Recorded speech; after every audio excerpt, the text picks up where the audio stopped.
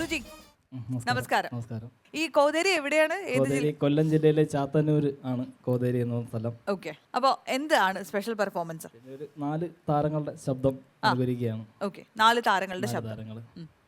ആദ്യമായിട്ട് നമ്മളെ കട്ടപ്പനയിലെ ഹൃതിക് റോഷൻ എന്ന സിനിമയിലെ വിഷ്ണുവിന്റെ ശബ്ദമാണ് അനുകരിക്കാൻ ശ്രമിക്കുന്നത്.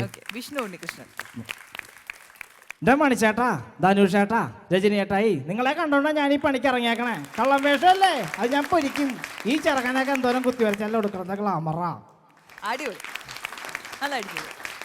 പിന്നെ അടുത്തതായിട്ടെന്ന് പറയുന്നത് നമ്മുടെ വിനായകൻ ചേട്ടന്റെ ശബ്ദമാണ്. വിജയ, നീ എൻ്റെ അരിക്ക് വന്ന കാശിന് എന്നെ ഞട്ട് വരുത്തിക്കുകയും കാശ്. അപ്പം നമ്മൾ തമ്മിൽ സ്നേഹമൊക്കെ വേണ്ടേ? കയ്യിൽ കാശുള്ളത് കൊണ്ടാണ് അതോ ഇവന്മാർക്ക് എന്നോട് ഭയങ്കര സ്നേഹം. ഭാഗ്യത്തിന് എനിക്ക് സ്നേഹം കാശിനോട്. മറ്റൊരുത്തിന്റെ കയ്യിലെ കാശ് നമ്മുടെ പോക്കറ്റിൽ എത്തിക്കണല്ലേ കച്ചവടം. അതൊരു കലയല്ലേ? അതിങ്ങനെ കലി കൊണ്ടിട്ട് വല്ല കാര്യം ഉണ്ടാണ്. കഴിവറ മോനെ, നീ എന്നെ കച്ചവടം പഠിപ്പിക്കാനാ? അടിച്ചു പൊളിക്കണെല്ലാം കൂടി ഇവിടെ കച്ചവടം നടത്താൻ പറ്റുമല്ലോ, ഞാൻ നോക്കട്ടെ. പിന്നെ നമ്മളെ തമിഴകത്തിന്റെ ഇളയ ദളപതി വിജയ്, അദ്ദേഹം സ്റ്റേജിൽ സംസാരിക്കുന്നതാണ്. நிறைய பேர் என்கிட்ட சொல்லி கேள்விப்பட்டிருக்கு, வெற்றிக்கு பின்னாடி ஒரு ஆணு ஒரு பெண்ணு இருப்பாங்க அப்படி இப்படியும். ஆனால் எனக்கு பின்னாடி நிறைய அவமானங்கள் மட்டும்தான் இருக்குது. என்னுடைய பிகினிங் ஸ்டேஷனில் என்னை பற்றி வந்த விமர்சனங்கள், கமெண்ட்ஸுகள் இதொன்னும் மறுக்கிறதுக்கு ஒன்றும் இல்லை. உங்கள் எல்லாருக்கும் தெரிஞ்ச விஷயம்தான். அது ஒரு பெரிய டிஸ்கரேஜ்மெண்ட் எடுத்திருந்தால் இன்றைக்கு உங்கள் முன்னாடி ஒரு விஜயை வந்து வந்திருக்க முடியாது. எனக்கு உண்மையான ஒருத்தனை இவருக்கு தெரியும், பொய்யா ஒருத்தனை நேசிக்கவே தெரியாது. പിന്നെ അടുത്തത് പിഷാരടിയുടെ ശബ്ദം അനുകരിക്കാൻ ശ്രമിക്കുന്നത്.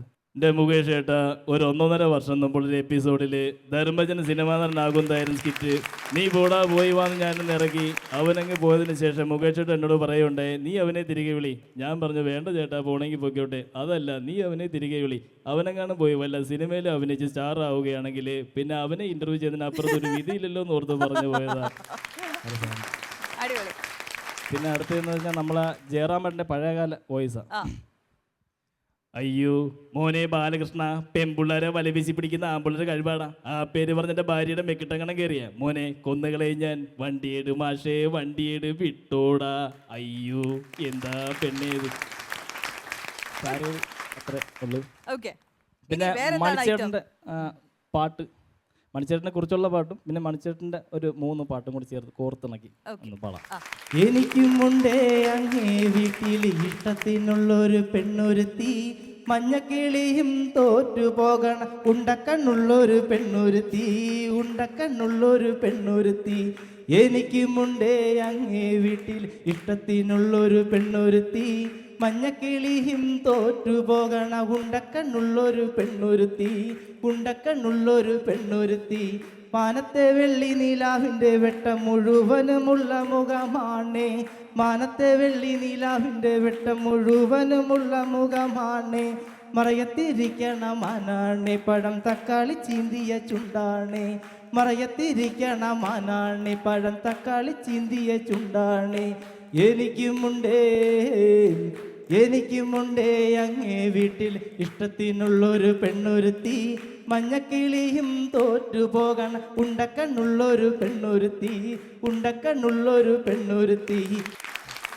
പിന്നെ ഇവിടെ വന്നപ്പോൾ ഒരു സംഭവം എന്ന് വെച്ച് കഴിഞ്ഞാൽ ഉല്ലാസേട്ടൻ്റെ കൂടെ കുറച്ച് നാൾ ഇങ്ങനെ പ്രോഗ്രാമിനൊക്കെ അല്ലാതെ പോഷനായിരുന്നു കാണാനായിട്ട്. ഉല്ലാസേട്ടൻ്റെ ആരാധന മൂത്ത് ഞാൻ ഒരുപാട് തവണ ഒരു വർഷത്തോളം അല്ലേ, ഒരു വർഷത്തോളം ഉല്ലാസൻ്റെ വീട്ടിലും അല്ലാതെ ഉല്ലാസൻ്റെ പ്രോഗ്രാമൊക്കെ കാണാനായിട്ട് പോയി. ഉല്ലാസൻ്റെ ഡാൻസ് കാണാനൊക്കെ എനിക്കൊരു ഭയങ്കര ഇഷ്ടമാണ്. ഡാൻസ് ഇച്ചിരി മുമ്പേ സ്റ്റെപ്പ് കാണിക്കുന്നുണ്ട്.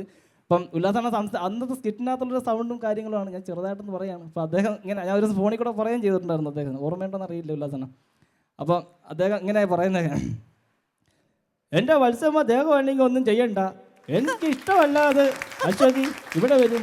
എൻ്റെ പൊന്നു നെൽസ, നീ ഒന്നീ ചിരിക്കണം അല്ലെങ്കിൽ സ്കിറ്റ് പറയണം. ഇത് രണ്ടും കൂടെ തന്നെ നിന്നെ ഞാൻ പൂന്തിക്കളയും.